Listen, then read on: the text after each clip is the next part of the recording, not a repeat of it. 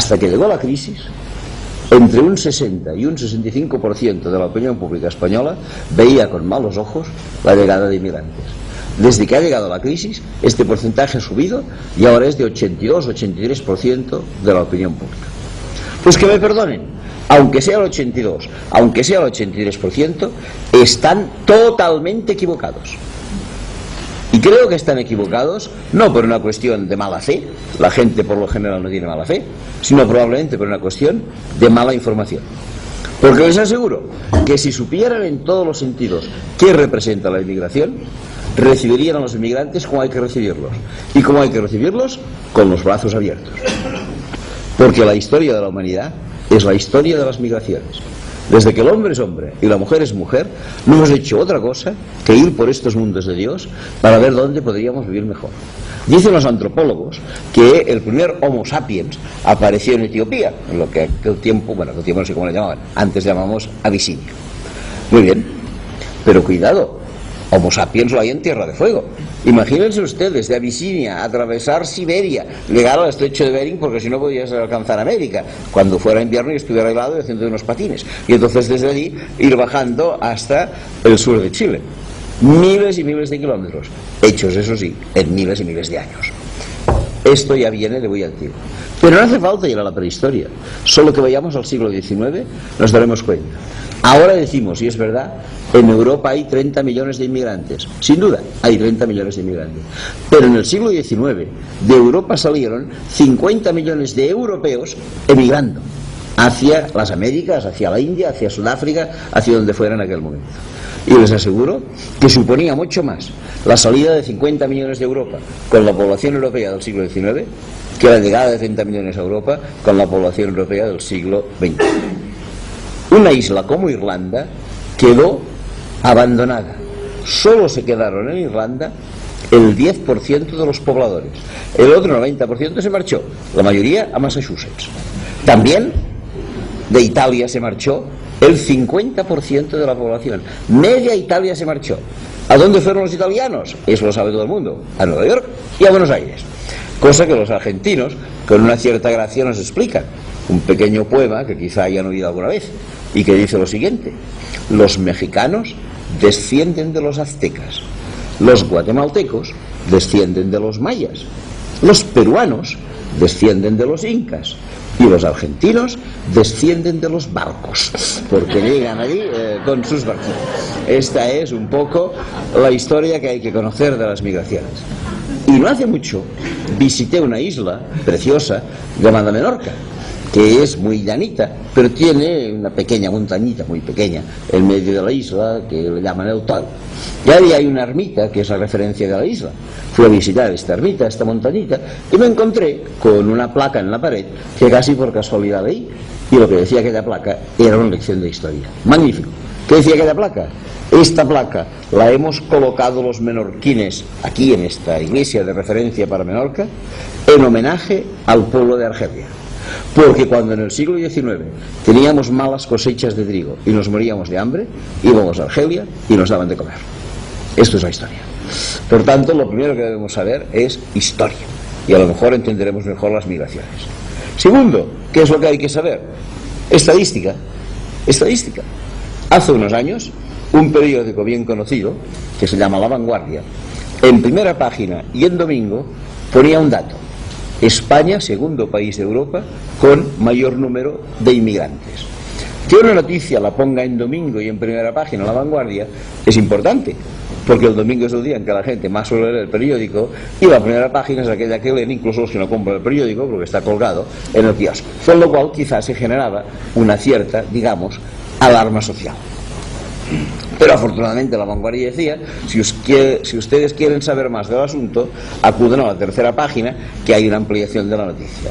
Acudías a la tercera página y allí La Vanguardia te daba dos columnas de estadísticas.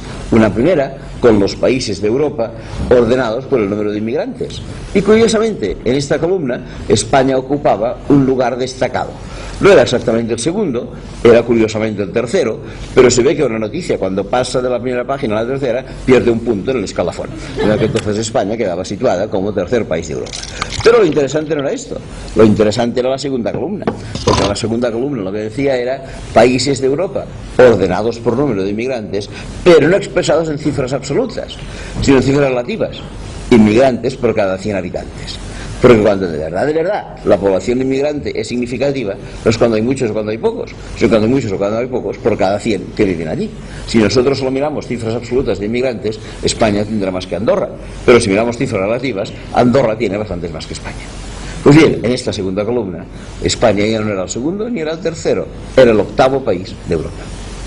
Hay que saber estadística para entender la inmigración. ¿Y qué más hay que saber? Pues sin duda economía. Que hoy por hoy la inmigración resuelve muchísimos problemas económicos. Y fundamentalmente dos, para no alargar más.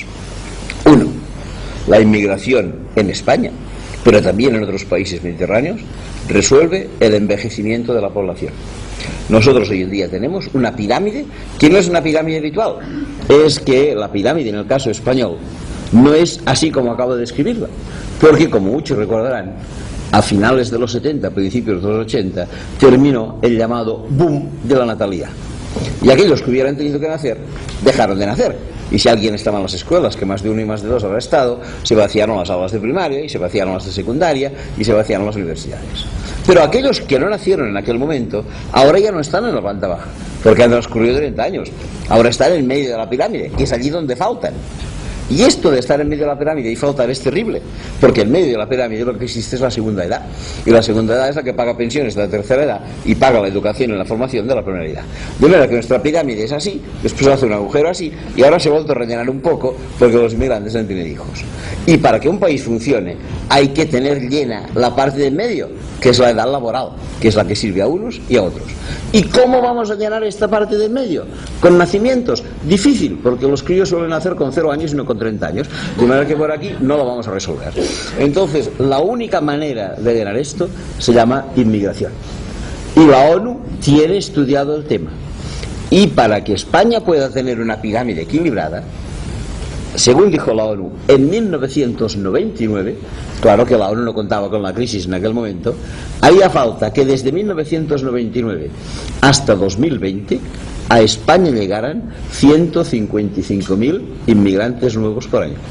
Ya ven ustedes que no estoy haciendo una charla solidaria, más bien egoísta, que es lo que hace falta aquí. Y ahora hace escasos meses, Caixa de Cataluña ha hecho otro estudio y ha dicho que de continuar con el actual sistema de población y teniendo en cuenta que a lo mejor dentro de 2 o 3 años salimos de la crisis, a partir de entonces, y no hasta el 2020 sino hasta el 2025, harán falta que lleguen a España 240.000 inmigrantes nuevos por año.